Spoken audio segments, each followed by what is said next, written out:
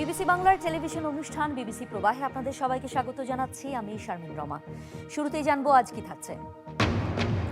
ভারতে বাংলাদেশি এমপি খুন, পুলিশ ও সেনাবাহিনীর সাবেক প্রধানদের ঘিরে বিতর্ক। কতটা বিব্রত সরকার ও আওয়ামী লীগ? যদি দুর্নীতি করে তদন্ত হচ্ছে। বাংলাদেশ নাকি ভারত? এমপি আজিম হত্যা মামলার বিচার হবে কোন দেশে? কথা বলবো বাংলাদেশ সুপ্রিম কোর্টের আইনজীবী তাপস কান্তি বলের সঙ্গে।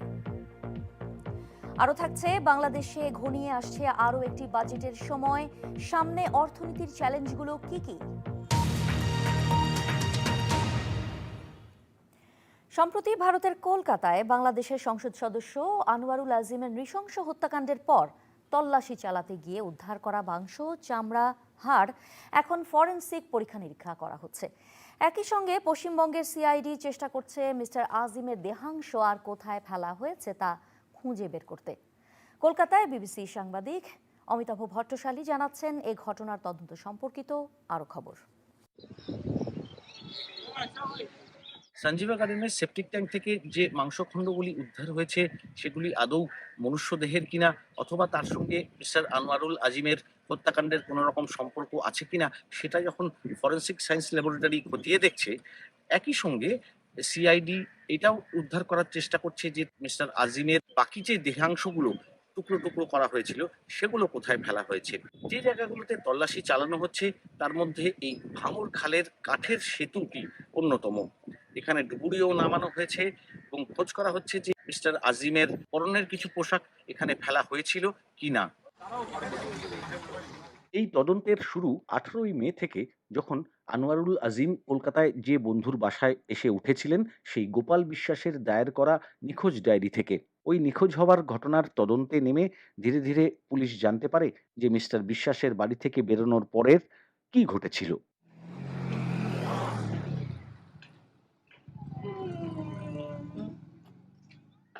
একটি ভাড়া করা গাড়িতে চেপে 13ই মে এই সঞ্জীবা গার্ডেন আবাসিক কমপ্লেক্সে এসেছিলেন বাংলাদেশের সংসদ সদস্য আনোয়ারুল আজিম।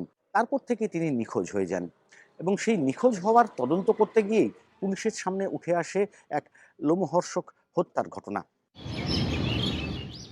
তদন্তে নেমে প্রথমেই আবাসনের সিসিটিভির ফুটেজ দেখে দুটি গাড়িকে চিহ্নিত করা হয়, চালকদের জিজ্ঞাসাবাদ করা হয়, আর মিস্টার আজিম আবাসনে আসার সময় আর কারা ছিলেন চিহ্নিত করা হয় তাদেরও। এরপরেই ঢাকা আর কলকাতায় মোট 4 জন অভিযুক্ত গ্রেপ্তার হন। কিভাবে তারা মিস্টার আজিমকে হত্যার পরে দেহ আর ধর পৃথক করে মাংস আর হাড় আলাদা করে টুকরো করে ফেলে, সামনে আসে সেই বর্ণনাও। ওনাকে এই বর্বরচিত হবে, নৃশংসভাবে তারা হত্যা করে, কিন্তু তারা হত্যা করে না, হত্যা করে যাতে লাশটা গুম করা যায় তার শরীর থেকে তারা মানে কিভাবে বা বর্ণনা শুনলাম যে মাংসটা আলাদা করা হয়েছে। এবং আমার কাছে মনে হয়েছিল তখন, আমি একজন পুলিশ অফিসার হিসাবে আসলে এটা মানে আমার পক্ষে মানে এমন একটা অবস্থা ছিল যে এটাকে মানে আমি মানতে পারছিলাম না। এই কাজ যে সেই করেছিল তা পশ্চিমবঙ্গ পুলিশের তদন্ত শাখা সিআইডির কাছে স্বীকার করে অন্যতম অভিযুক্ত জিহাদ হাওলাদার। অন্যদিকে ঢাকা পুলিশের ডিবি যে 3 জনকে গ্রেফতার করেছে তাদেরও জিজ্ঞাসাবাদ চলতে থাকে। মূল উদ্দেশ্য ছিল কোন জায়গায় আনোয়ারুল আজিমের দেহাংশ টুকরো করে ফেলে দেওয়া হয়েছিল তা উদ্ধার করা। এরই মধ্যে তদন্তকারীরা উদ্ধার করেন কিছু মাংসপিণ্ড। সেই হত্যাকাণ্ডের তদন্ত ছড়িয়ে পড়েছে তিনটি দেশে। ভারতে, যেখানে হত্যাকাণ্ড সংঘটিত হয়েছে বলে মনে করা হচ্ছে; বাংলাদেশে, যেখানে হত্যার মূল পরিকল্পনা করা হয়েছিল এবং যেখানে ধরা পড়েছেন অন্তত 3 জন; আরেকজনকে গ্রেপ্তার করার জন্য নেপালে যাওয়ার পরিকল্পনা করছেন তদন্তকারীরা; আর রয়েছেন মূল পরিকল্পনাকারী, যিনি মার্কিন যুক্তরাষ্ট্রের নাগরিক। তিনি কোথায় সেটাও খুঁজছেন তদন্তকারীরা। ভারতে বাংলাদেশি এমপি হত্যা নিয়ে আপনিও মতামত জানাতে পারেন বিবিসি বাংলার ফেসবুক পেজে। স্টুডিওতে এই মুহূর্তে আছেন বাংলাদেশ সুপ্রিম কোর্টের আইনজীবী তাপস কান্তি বল। আপনাকে অনেক ধন্যবাদ বিবিসি প্রবাহে যোগ দেওয়ার জন্য। ব্যাপক আলোচিত এই হত্যাকাণ্ডের পর যে ঘটনা আমরা শুনতে পাচ্ছি, যে তথ্য পাচ্ছি, এবং তার প্রেক্ষিতে একটা প্রশ্ন এখন খুব উঠছে যে এই মামলাটির বিচার আসলে কোথায় হবে? কারণ বাংলাদেশ ভারতের ফৌজদারি কার্যবিধি অনুযায়ী তো মানে যেখানে অপরাধ ঘটে সেখানেই আসলে বিচারটা হওয়ার কথা। কোথায় হবে আসলে এটা? মানে ধন্যবাদ আপনাকে এবং বিবিসি প্রবাহকে। প্রথম কথাটি হচ্ছে যে বাংলাদেশ এবং ভারত যদি আমরা দুটো তো দেশ, সুতরাং আন্তর্জাতিক যে কাস্টমারি ল আছে সেই কাস্টমারি আইন অনুযায়ী কিন্তু আসলে দুই দেশের যে কোনো দেশেই বিচার হতে পারে। প্রথম কথা হচ্ছে যে এই ধরনের হত্যাকাণ্ডের ক্ষেত্রে প্রথমেই দেখা হয়, যেমনটি আপনি বলছিলেন যে যেখানে হত্যাকাণ্ডটি সংঘটিত হয়েছে অবশ্যই সেখানে বিচার হতে পারে, কিন্তু যে দেশের নাগরিক নিহত হয়েছেন অথবা যে দেশের নাগরিক হত্যাকাণ্ডটি সংঘটিত করেছেন সেই দেশগুলোও কিন্তু স্বাভাবিকভাবেই তদন্তটি করতে পারেন এবং বিচারটিও করতে পারেন। বাংলাদেশে নাগরিক এবং বাংলাদেশেরই আসামি এবং যতটুকু সংবাদপত্রের মাধ্যমে জানতে পারছি যে এর পরিকল্পনাটা বাংলাদেশেই হয়েছে। সুতরাং বলতে গেলে যেহেতু বেশিরভাগ ঘটনাগুলো বাংলাদেশে ঘটেছে এবং বাংলাদেশেরই নাগরিক এখানে ভিকটিম এবং নাগরিক আসামি, সুতরাং বাংলাদেশে তদন্ত এবং বিচারটা হওয়া বাঞ্ছনীয়।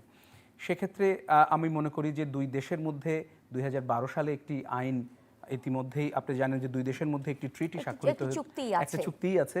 আবার পারস্পরিক আপনার অপরাধের ক্ষেত্রে পারস্পরিক সহায়তার যে চুক্তিটি রয়েছে, সেই চুক্তির অধীনে কিন্তু যে কোনো দেশেই বিচার হোক সেই দেশে আরেক দেশ এই যে তথ্য উপাত্ত সাক্ষ্য দিয়ে সাহায্য সহযোগিতা করতে পারবে। আপনি সাক্ষ্যর কথা বলছেন, তো সাক্ষ্য গ্রহণের বিষয়টা আসলে কি হবে? সাক্ষ্য গ্রহণের বিষয়টা এখানে এই আইনের মধ্যেই পরিষ্কারভাবে বলা আছে। যদি একটি বিচারিক আদালত অন্য দেশের মৌখিক সাক্ষ্য বা দালিলিক সাক্ষ্য উপস্থাপনের নির্দেশনা প্রদান করেন, তাহলে যেটা হবে যে এই আইনে যে ফোকাল পয়েন্ট, যেমন বাংলাদেশের ফোকাল পয়েন্ট হচ্ছে বাংলাদেশের স্বরাষ্ট্র মন্ত্রণালয় এবং ওই দেশের ফোকাল পয়েন্টও একইভাবে ওদের স্বরাষ্ট্র মন্ত্রণালয়। বাংলাদেশের স্বরাষ্ট্র মন্ত্রণালয় তখন ওই বিচারিক আদেশটাকে ওই দেশের স্বরাষ্ট্র মন্ত্রণালয়কে দিলে তারা আবার ওই দেশের আদালতের পারমিশন নিয়ে যারা মৌখিক সাক্ষ্য দেবেন, যেমন তদন্তকারী কর্মকর্তা, জব্দ তালিকার সাক্ষী বা এই ঘটনায় যে দারোয়ান বা সিসিটিভি ফুটেজ যারা কালেক্ট করেছেন, তাদেরকে কিন্তু বাংলাদেশে এসেও তারা সাক্ষ্য দিতে পারেন। যদি কোনো কারণে তারা বাংলাদেশে সাক্ষ্য দিতে না পারেন, আপনি জানেন যে দুই দেশেই কিন্তু এখন ডিজিটাল সাক্ষ্য গ্রহণের মেকানিজম রয়েছে। বাংলাদেশে ইতিমধ্যেই আমরা কিন্তু আমাদের সাক্ষ্য আইনকে পরিবর্তন করেছি, বিশেষ করে করোনাকে সামনে রেখে। সুতরাং সেখানে ওই দেশেও একজন সাক্ষী ওই দেশে বসে বাংলাদেশে সাক্ষ্য প্রদান করতে পারবেন, তাতে আইনের কোনো বিরোধ আমি দেখছি না। এখন একটা বিষয় আছে যে আমরা দেখছি যে বিভিন্ন বাংলাদেশ থেকেও গ্রেপ্তার করা হয়েছে, নেপালেও যাওয়া হবে গ্রেপ্তারের জন্য একজনকে, আর মূল পরিকল্পনাকারীর কথা বলা হচ্ছে যে সে যুক্তরাষ্ট্রে আছে, কিন্তু তাকে তো বাংলাদেশে ফিরিয়ে আনার সুযোগ নেই, কারণ যুক্তরাষ্ট্রের সঙ্গে তো আমাদের বন্দি প্রত্যর্পণ চুক্তি জাতীয় কিছু নেই। না, বাংলাদেশের সাথে আমাদের কোনো বন্দি প্রত্যর্পণ চুক্তি নেই। যে চুক্তিটা আমাদের বাংলাদেশের সাথে মানে ইউএস এর সাথে রয়েছে সেটি হচ্ছে আমরা কেস টু কেস বেসিস করে থাকি। আপনার মনে আছে কিনা আমি জানি না যে বাংলাদেশের কক্সবাজারে কিন্তু মার্কিন নাগরিক বন্দী ছিলেন, বিচারাধীন ছিলেন মাদকদ্রব্য বহন করার জন্য। তাদেরকে কিন্তু যুক্তরাষ্ট্র ফিরিয়ে নিয়ে গেছে তাদের দেশে, এবং সেটা কিন্তু ওই কেস টু কেস বেসিসেই হয়েছে যে আমার দেশের নাগরিক, আমি আমার ওখানে বিচার করব, এবং তারা বলে নিয়ে গেছে। বাংলাদেশ সেই ধরনের একটি রিকোয়েস্ট ইন্টারপোলের মাধ্যমে হোক বা তাদের যে ডিপ্লোম্যাটিক চ্যানেল আছে সেভাবে রাখতে পারে। আর ভারতের সাথে তাদের একটা এক্সট্রাডিশন চুক্তি রয়েছে 97 সাল থেকে। তাহলে তো ভারত নিশ্চয়ই ভারত তো ফিরিয়ে নিতে পারে, ভারত তো নিয়ে যেতে পারে, ভারত নিয়ে আসতে পারে। আমি এই সাক্ষাৎকারটি দেওয়ার আসার আগে তাদের যে 97 সালের চুক্তি, সেই চুক্তিটি দেখছিলাম। সেটার 8 নম্বর অনুচ্ছেদে খুব পরিষ্কারভাবে বলা আছে যে যদি বিষয়টি মার্ডার কেস হয় তাহলে সেই আসামিকে কিন্তু যুক্তরাষ্ট্র ফিরিয়ে দিতে পারবে। সেই চুক্তিটি তাদের মধ্যে আছে। আরেকটা বিষয় খুব গুরুত্বপূর্ণ যেটি প্রশ্ন উঠছে যে মরদেহ এখনো আসলে সেভাবে বলা যাচ্ছে না যে মরদেহটার হদিস আসলে এখনো মেলেনি।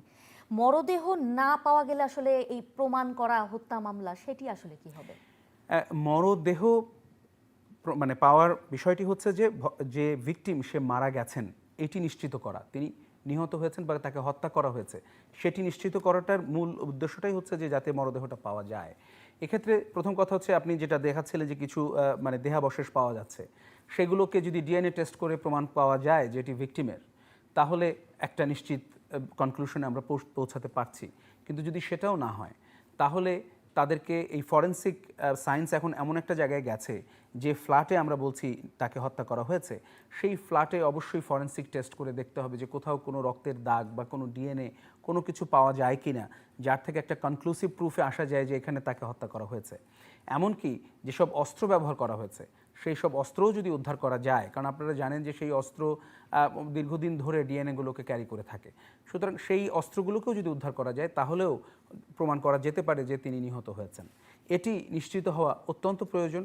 যে তাকে হত্যা করা হয়েছে। তার মানে হচ্ছে মরদেহ না পাওয়া গেলেও আসলে হত্যা প্রমাণ করার উপায় রয়েছে অবশ্যই এবং উপায় এ রয়েছে। ধরনের বিচার তো আসলে হয় দেশে বিদেশে হয়েছে, তো অনেক দেশেই হয়েছে, এমনকি বাংলাদেশেও হয়েছে। যেটা আপনার সাথে আলোচনায় আমি বলছিলাম একটু আগে যে এরশাদ আমলে আমরা দেখেছি যে ব্রাহ্মণবাড়িয়াতে এরকম একটি পরিবারকে হত্যা করে তাদেরকে কিন্তু একদম বিলের মধ্যে ফেলে দেওয়া হয়েছিল। সেই লাশ কিন্তু খুঁজে পাওয়া যায়নি, কিন্তু তাদেরকে যে অস্ত্র দিয়ে হত্যা করা হয়েছে সেটি উদ্ধার করা হয়েছিল অনেক পরে 164 এর মাধ্যমে। এবং সবাই যখন 164 করে একই স্টোরি বলেছেন তখন কিন্তু তাদেরকে নিশ্চিত হয়েই মৃত্যুদণ্ড দেওয়া হয়েছিল এবং মৃত্যুদণ্ড পরবর্তীতে কার্যকর হয়েছে। মানে যদি মরদেহ না পাওয়া যায়, যদি একেবারেই, মরদেহ না পাওয়া যায়। আর কি কি ধরনের জটিলতা হতে পারে?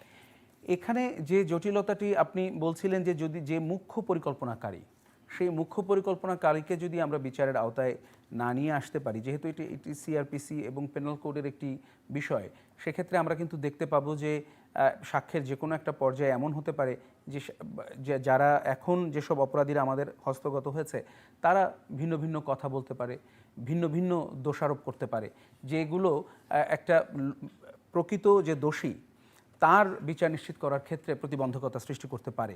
সুতরাং আমি মনে করি যে এই বিষয়গুলো নিয়ে আলোচনাগুলো আমাদেরকে খুবই সাবধানতার সাথেও করতে হবে, কেননা এটি এমন একটি জটিল হত্যাকাণ্ড এবং এত ভয়াবহ একটি হত্যাকাণ্ড। আমি মনে করি যে যেটার বিচার হওয়া প্রয়োজন, তদন্তও হওয়া উচিত এবং একই সাথে আইনের যে জটিলতাগুলো রয়েছে আমি ব্যক্তিগতভাবে মনে করি যে বেশিরভাগ জটিলতাই আসলে কোনো জটিলতা নয় এবং সুষ্ঠুভাবে সেটি বিচারটি হবে। আপনাকে অনেক ধন্যবাদ বিবিসির সঙ্গে কথা বলার জন্য। ভারতে বাংলাদেশের সংসদ সদস্য আনোয়ারুল আজিমের হত্যাকাণ্ডের পরই সামনে আসে অপরাধ জগতের সঙ্গে তার সম্পৃক্ততার প্রসঙ্গ। অন্যদিকে সাবেক সেনা প্রধানের ওপর মার্কিন নিষেধাজ্ঞা এবং পুলিশের সাবেক মহাপরিদর্শকের বিরুদ্ধে দুর্নীতির অভিযোগ নিয়েও চলছে তোলপাড়।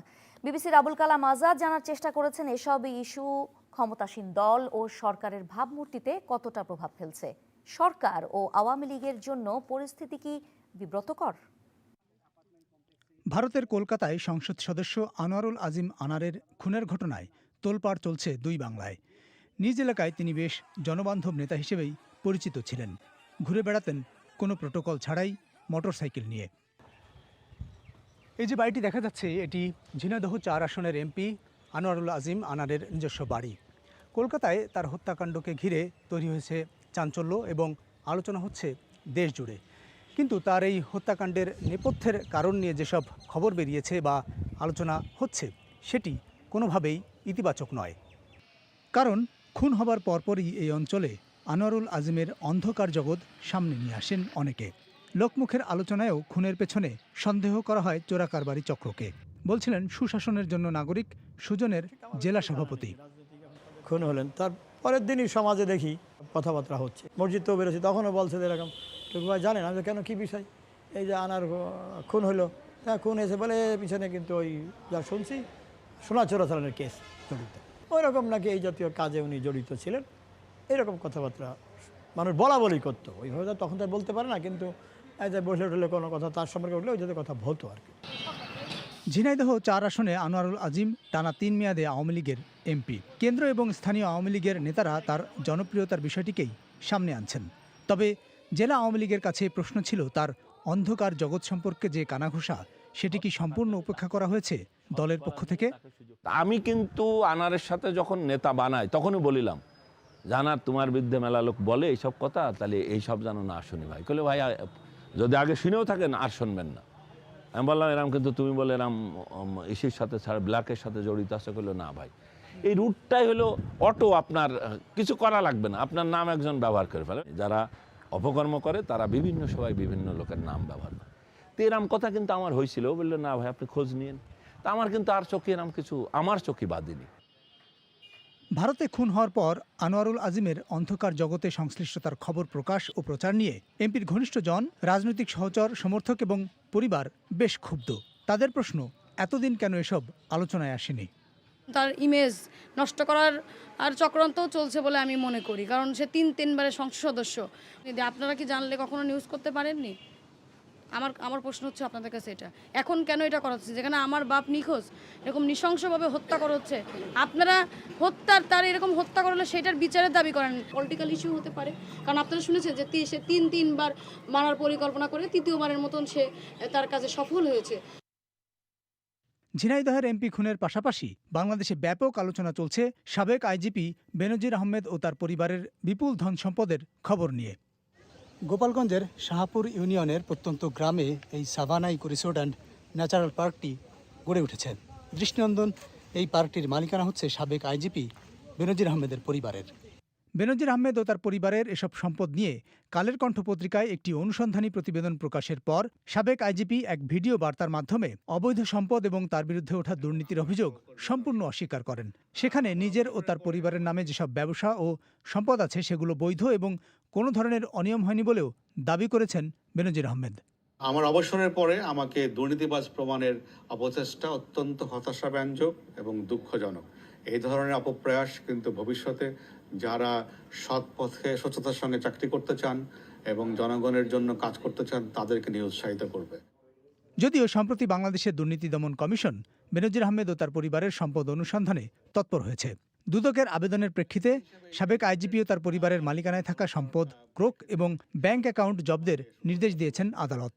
অপরদিকে সাবেক সেনাপ্রধান আজিজ আহমেদ আলোচিত সপরিবারে মার্কিন নিষেধাজ্ঞার কবলে পড়ে তার বিরুদ্ধে এখন দুর্নীতির অভিযোগ তদন্তের আবেদন হয়েছে বাংলাদেশের দুর্নীতি দমন কমিশনেও। যদিও মার্কিন নিষেধাজ্ঞার পর সাবেক সেনাপ্রধান তার বিরুদ্ধে আনা সমস্ত অভিযোগ অস্বীকার করেছেন।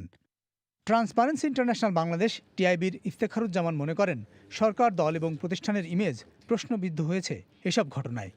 এখন সরকারের দায় অবশ্যই নিতে হবে, সরকারের দায় আছে। তার কারণ হচ্ছে যারা এই তিনটি ক্ষেত্রে যে অপরাধের কারণে একজনের নৃশংস হত্যাকাণ্ড, বাকি দুজনের বিরুদ্ধে দুর্নীতি, অনিয়ম, ক্ষমতার ব্যবহার, সার্বিক চিত্র, এগুলো কিন্তু কোনোটাই এককভাবে তিনজন সম্পন্ন করেনি অপরাধগুলো। দুর্নীতি হোক, অবৈধ সম্পদের মালিকানা হোক, চোরাকারবারি হোক, স্বর্ণ পাচার হোক, এই পুরো প্রক্রিয়ার মধ্যে কিন্তু অংশীজন আরও অনেকে ছিলেন, যোগসাজসকারী অনেকে ছিলেন, সুরক্ষাকারী অনেকে ছিলেন। আলোচিত তিনটি ঘটনা নিয়েই মিডিয়ার সামনে নিয়মিত কথা বলছেন ক্ষমতাসীন দল আওয়ামী লীগের কেন্দ্রীয় নেতৃত্ব। দলের পক্ষ থেকে বলা হচ্ছে কোনো ব্যক্তির কর্মকাণ্ডের দায় দল ও সরকার নেবে না। যদি দুর্নীতি করে তদন্ত হচ্ছে। কিন্তু বাস্তবতা হলো এসব অনিয়ম বা অবৈধ সম্পদ অর্জন সবই ঘটেছে আওয়ামী লীগ সরকারের আমলে। শীর্ষ পদ থেকে সরকারের বড় কর্মকর্তারা কিভাবে এত সম্পদের মালিক হয় বা অনিয়মের সুযোগ পায়, এই প্রশ্ন তুলে অনেকে বলছেন এটি সরকার ও দলের জন্য ভাবমূর্তি সংকটেরও কারণ হতে পারে। এই ধরনের অপকর্মের সাথে যারা জড়িত, যখনই এইগুলো তারা করবে তখনই এগুলো কেন প্রকাশিত হয় না, কেন এগুলো উদ্ঘাটিত হয় না? সরকার তো সরকারের জায়গা থেকে কাজ করে, যারা সরকারকে সহযোগিতা করে, সাপোর্ট করে, অ্যাসিস্ট করে, বিভিন্ন যে সংস্থাগুলো, তারা এই সকল ক্ষেত্রে আমি মনে করি তাদের আরও বলিষ্ঠ ভূমিকা পালন করা দরকার। আওয়ামী লীগ নেতাদের দাবি, অপরাধ ও দুর্নীতি করলে দল কাউকে ছাড় দিচ্ছে না। আমরা কারো অতীতের কর্মকাণ্ড অথবা তার কারো বেআইনি কর্মকাণ্ডের সমর্থক হিসেবে কখনোই আমরা কাউকে সমর্থন করি না। তো সরকার তো সরকারের জায়গা থেকে কাজ করে যাচ্ছে, সরকারের জবাবদিহিতা হলো জনগণের কাছে। আমরা জনগণের কাছেই আমাদের জবাবদিহিতা বলে আমরা দৃঢ়ভাবে বিশ্বাস করি। সরকারি দল দায় এড়াতে চাইলেও এসব কিছু সামনে এনে বিরোধীরা ক্ষমতাসীন আওয়ামী লীগের কঠোর সমালোচনা করে যাচ্ছে। আবুল কালাম আজাদ, বিবিসি বাংলা। বাংলাদেশে যখন আরেকটি বাজেটের সময় ঘনিয়ে আসছে তখন আয় ব্যয়ের সমীকরণ মেলাতে হিমশিম অবস্থা সাধারণ মানুষের। এমন অবস্থায় বাজেটে কোন কোন বিষয়ে গুরুত্ব দিতে যাচ্ছে সরকার, আর তাদের সামনে অর্থনীতির চ্যালেঞ্জগুলোই বা কি? ঢাকার এই বাজারে মাছ এবং সবজি কিনতে এসেছেন রাবেয়া জামিল। বাজেটের মধ্যে রাখতে হবে খরচ, তাই কেনাকাটায় তারই বাড়তি দর কষাকষি। একই অবস্থা অন্যদেরও। আগে 1000 টাকা নিয়ে আসলে ব্যাগ ভরে যেত, এখন তো শেয়ার ব্যাগ ভরে না। তা এখন তো বাজার বাড়তির দিকে, কমতির দিকে তো দেখতেছি না। টাকার মান কম, জিনিসের দাম বেশি, এরকম মনে হচ্ছে।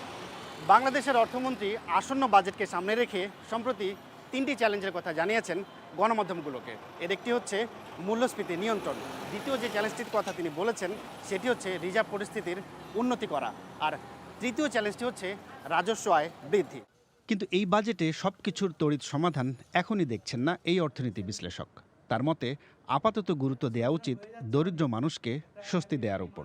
সরকার এখন চাচ্ছে যে যত কম রাখা যায় ব্যয়টা, কিন্তু মূল্যস্ফীতিকে কমিয়ে নিয়ে আসবে আপনার বাজেট দিয়ে, এটা খুব কমই হয়। মূল্যস্ফীতি যদি আমরা কন্ট্রোল নাই করতে পারি, তাহলে কিছু এসেনশিয়াল পণ্য যেমন চাল, ডাল, তেল, এইসব ক্ষেত্রে যদি আমরা সমর্থন বা সহায়তা দিতে পারি, যেটা আমরা এখন বিভিন্ন সামাজিক নিরাপত্তা বেষ্টনী দিয়ে দিচ্ছি, সেগুলো হয়তো এই মূল্যস্ফীতির সময়টাতে আপনার হেল্প করবে। বাংলাদেশে একই সঙ্গে রিজার্ভ কমে যাওয়া এবং সরকারের রাজস্ব আয় কাঙ্ক্ষিত মাত্রায় না থাকাও একটা বড় সমস্যা। কারণ উন্নয়ন, ভর্তুকি সহ বিভিন্ন ক্ষেত্রে বরাদ্দ দেওয়ার জন্য নির্ভর করতে হচ্ছে মূলত ঋণের উপর। ফলে বাজেটে রাজস্ব আয় বাড়ানোর চাপ আছে, কিন্তু সেই চাপ যেন সাধারণ মানুষের উপর না পড়ে সেটাই গুরুত্ব দিতে বলছেন এই বিশ্লেষক। একজন যে শাহবাগে বসে যে আপনার হাত পাচ্ছে, ভিক্ষা করছে, সেও যখন আপনার একটা পণ্য কিনে তখন তাকে ট্যাক্স দিতে হয়। সেজন্য আমরা এটাকে বলি কি, আমরা বলি রিগ্রেসিভ ট্যাক্স। বাংলাদেশের ট্যাক্সের আপনার 3 ভাগের 2 ভাগ হলো আপনার এই রিগ্রেসিভ ট্যাক্স, যেটা গরিবকে ট্যাক্স বেশি করে। আপনি যদি বাংলাদেশে যদি আপনার টপ 10% মানুষকে দেখেন, টপ 10% যারা ইনকামের দিকে আছে, জিডিপি শতাংশে 4% ট্যাক্স কালেকশন তাদের কাছ থেকে হওয়ার কথা, কিন্তু আমরা পাচ্ছি কোথায়? 1 থেকে 2%-এর মাঝামাঝি। তা আমরা তো সবাইকে যে প্রত্যক্ষ কর যেটা, সেটা আমরা তো কালেক্ট করতে পারছি না। এবারের বাজেটে কর পরিকল্পনা কি হবে সেটা অবশ্য বাজেটের আগে খোলাসা করেনি সরকার। মূল্যস্ফীতি কতটা কমানো যাবে সেটাও প্রশ্ন সাপেক্ষ। যদিও সরকারের বিভিন্ন পর্যায় থেকে ইতিমধ্যে বলা হচ্ছে সাধারণ মানুষের উপর যেন চাপ না পড়ে সেটা মাথায় রেখেই তৈরি হচ্ছে বাজেট। যদি দীর্ঘদিন এই আজকে যে আমরা 9 to 10% ইনফ্লেশন আছে, যদি ল্যাটিন আমেরিকার মতো 80%, 200% ইনফ্লেশন হতো, রাস্তা মানুষ নেমে যেত না। সুতরাং আমাদের নিজের স্বার্থেই ইনফ্লেশনটা কমাবার জন্য বিভিন্ন ব্যবস্থা নিতে হবে। যারা নিম্ন আয়ের মানুষ, যাদেরকে বেশি আঘাত করে, তাদের জন্য কিছু সাশ্রয়ী ব্যবস্থা করা। এইবারও মাননীয় প্রধানমন্ত্রী বলেছেন এই বাজেটে আরও বাড়াবেন, যাতে গরিবের পকেটে আরও কিছু নগদ পয়সা ঢুকে। এইগুলো হলো আগুনে পানি ছিটা দেওয়া। সরকারের সাবেক এই পরিকল্পনা মন্ত্রী অবশ্য বলছেন বাজেট বাস্তবায়নে করের বোঝা নয়, বরং ঋণের প্রবাহ ঠিক রাখাই হবে কৌশল। আয় বাড়াতে হবে। হঠাৎ করে কর আমি পাচ্ছি না, আমরা ঋণ নেব। আমাদের ঋণ আরও নেওয়ার ক্ষমতা আছে। শর্ত একটাই, দেশে যেন ধারাবাহিকতা থাকে, দেশে যেন স্থিতিশীল পরিবেশ থাকে, খেতে খামারে ফ্যাক্টরিতে সর্বত্র যেন মানুষ ঝামেলা মুক্তভাবে কাজ করতে পারে, তাহলে ঋণের ভয় নাই। বাজেটে অর্থ সংস্থান কিংবা এর ব্যবহার নিয়ে সংকট নেই বলে মনে করছে সরকার, যদিও মূল্যস্ফীতি কমিয়ে জনজীবনের স্বস্তি আনা খুব একটা সহজ হবে না বলে মত অর্থনীতি বিশ্লেষকের। এখন সরকার সার্বিক অর্থনৈতিক কর্মকাণ্ড বৃদ্ধি, দুর্নীতি কমানো, রাজস্ব আয়ে উন্নতি এবং আমদানি রপ্তানি পরিস্থিতি কতটা অনুকূলে রাখতে পারে তার উপরই নির্ভর করছে অনেক কিছু। তাফসির বাবু, বিবিসি বাংলা, ঢাকা। আজ বিবিসি প্রবাহের শুরুতেই ছিল ভারতে বাংলাদেশের সংসদ সদস্য হত্যাকাণ্ডের প্রসঙ্গ, যা নিয়ে বিবিসি বাংলার ফেসবুক পেজে দর্শকদের অনেকেই নানা মন্তব্য করেছেন। যেমন মাসুদ রহমান নামে একজন বলছেন, জীবিত মানুষ বৈধ পথে ভারতে গেছে, কাজেই তার নিরাপত্তা দেওয়া থেকে শুরু করে জীবিত অথবা মৃত ফেরত দেওয়ার দায়িত্ব ভারতের। শাহনেওয়াজ নামে আরেকজন বলছেন, আমি মনে করি এই ঘটনার বিচার বাংলাদেশে হওয়া উচিত। আজাদ বিন সালে নামে একজন প্রশ্ন রাখছেন, বাংলাদেশি যেসব অপরাধী ভারতে পালিয়ে আছে তাদের ব্যাপারে সরকার কি আদৌ কোনো পদক্ষেপ নিয়েছে? শেষ করব আপনাদের পাঠানো বৃষ্টি ও জলাবদ্ধতার কিছু ছবি দিয়ে। তার আগে আমি শারমিন রমা আজ এখানেই বিদায় নিচ্ছি। ভালো থাকবেন।